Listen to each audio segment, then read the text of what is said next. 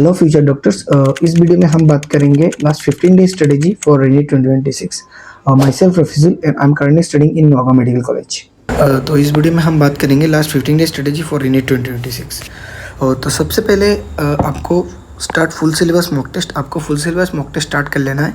आपको अपना syllabus completion तक का वेट नहीं करना है। कोई बच्चे ऐसे होते हैं कि सिलेबस कंप्लीट कर लेता हूँ उसके बाद फुल टेस्ट दूंगा, ऐसा नहीं है। आपको जहाँ तक आपका सिलेबस कंप्लीट हुआ है आपको नहीं देखना है, आपको फुल सिलेबस टेस्ट स्टार्ट कर देना है। और आपको PIQ लास्ट 10 ईयर्स का मिनिमम करना है ताकि आपको ट्रेंड एनालिसिस पता चले। आपको PIQ मास्ट करना ही करना है। और थर्ड बात, आपको हेल्थ और स्लीप का ध्यान रखना है क्योंकि लास्ट 15 डेज आपके लिए बहुत इंपॉर्टेंट है। अगर आपका हेल्थ ख़राब हो गया तो बहुत प्रॉब्लम हो जाएगा, तो आपको हेल्थ और स्लीप का बहुत ध्यान रखना है।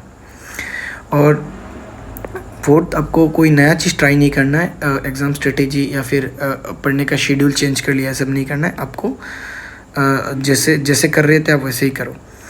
और फिफ्थ, आपको मॉक टेस्ट का टाइमिंग है वो आपको 2 से 5 बजे रखना है ताकि आपको एक्चुअल नीट के दिन भी उसी टाइम पे दोगे आप एग्ज़ाम। तो आपको 15 दिन पहले से प्रैक्टिस करना है कि 2 से 5 में मॉक टेस्ट देके।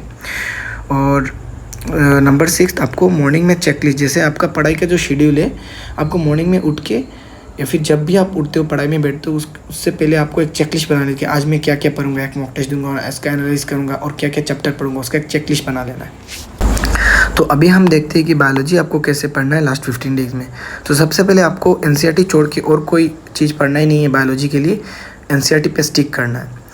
और फिर try to solve biology lesser than 50 minutes. मतलब मॉक टेस्ट जब आप दोगे तब बायोलॉजी सब्जेक्ट को आपको 50 मिनट्स से पहले ख़त्म करने का ट्राई करना है विथ OMR फिलिंग। और फिर आपको do not skip NCERT introduction, summary, scientist name part. मतलब NCERT में आपको introduction part, summary part, scientist name part ये सब पढ़ना है। इन सब से क्वेश्चन आ सकता है, NT इन सब से क्वेश्चन डालता है। और read NCERT black point and example. NCERT का जो बोल्ड में जो पॉइंट दिया रहता है बोल्ड लेटर में, और एग्जाम्पल NCERT का एग्जाम्पल जैसे मॉर्फोलॉजी का एग्जाम्पल, ये सब अच्छे से एक बार रिवाइज कर लेना है। तो इसके बाद हम जाते हैं केमिस्ट्री को आपको कैसे पढ़ना है। केमिस्ट्री के लिए आपको फिजिकल में आपको formula sheet, revision and PIQ करना है। Formula sheet and revision PIQ must है, मतलब फिजिकल के लिए। फॉर्मूला तो अभी याद रखना है, PIQ करने से अच्छा है क्योंकि फिजिकल में बहुत सारा सिमिलर टाइप क्वेश्चन आता है नीट में PIQ से। और अभी तो NTA स्टेटमेंट बेस या फिर सेशन रीजनिंग ये सब एग्जाम में देता है, तो इसके लिए आपको डायरेक्ट स्टेटमेंट NCERT से मिल जाएगा। तो फिजिकल का जो मेन NCERT का जो पॉइंट है वो एक बार देख लेना है आपको।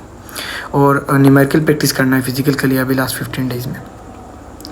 ऑर्गेनिक में तो NCERT रीडिंग मस्ट है, बायोलॉजी की तरह ही NCERT रीडिंग करना है आपको। एग्जाम्पल देखना है, जैसे NCERT में जो रिएक्शन का जो एग्जाम्पल आता है उससे डायरेक्ट क्वेश्चन आ जाता है, तो एग्जाम्पल देखना है। और ऑर्गेनिक में नेम रिएक्शन बहुत इंपॉर्टेंट है, नेम रिएक्शन आपको रटा हुआ होना चाहिए, सब नेम रिएक्शन आप सीख लो। और डायरेक्ट मेथड, मतलब NCERT में जो रिएक्शन मैकेनिज्म नहीं दिया हुआ है उसके अलावा आपको कोई रिएक्शन मैकेनिज्म नहीं पढ़ना है, जस्ट डायरेक्ट मेथड को देखना है कि क्या रिएजेंट से, मतलब क्या रिएजेंट डालने से कंपाउंड क्या बन रहा है, बस यही देखना और कुछ नहीं। इनऑर्गेनिक में NCERT रीडिंग, तो इनऑर्गेनिक में तो NCERT मस्ट पढ़ना ही है, NCERT पढ़ना है अच्छे से और PIQ करना है। देखो इनऑर्गेनिक का क्वेश्चन नया कुछ क्वेश्चन नहीं बनता है, जो क्वेश्चन पुराना है वही उठ के आता है इनऑर्गेनिक का। तो इनऑर्गेनिक का PIQ का मतलब मस्ट करना है।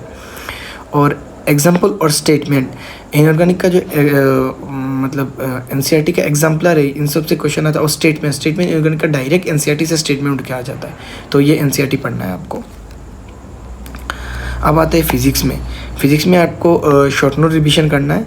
शॉर्ट नोट जो आपने पूरा साल बनाया है वो शॉर्ट नोट अच्छे से रिवाइज करना है। फॉर्मूला शीट पढ़ना है। और PIQ और न्यूमेरिकल्स करना ही करना है। फिजिक्स का जो 30 से 40% PIQ सिमिलर ही आता है, PIQ से मतलब नीट में आता है, तो आपको PIQ न्यूमेरिकल्स करना है। और एक चीज़, आपको डायमेंशन अच्छे से पढ़ना है ताकि आप एलिमिनेशन ऑफ ऑप्शन, मतलब मॉक टेस्ट में आप या फिर नीट में आप एलिमिनेशन कर सकते हो। आप मतलब कोई डायमेंशन से, अगर किसी ऑप्शन में डायमेंशन अलग अलग है 4 ऑप्शन में, तो आप डायमेंशन से आंसर निकाल सकते हो, ऑप्शन एलिमिनेट कर सकते हो। तो आपको डायमेंशन अच्छे से सीखना है।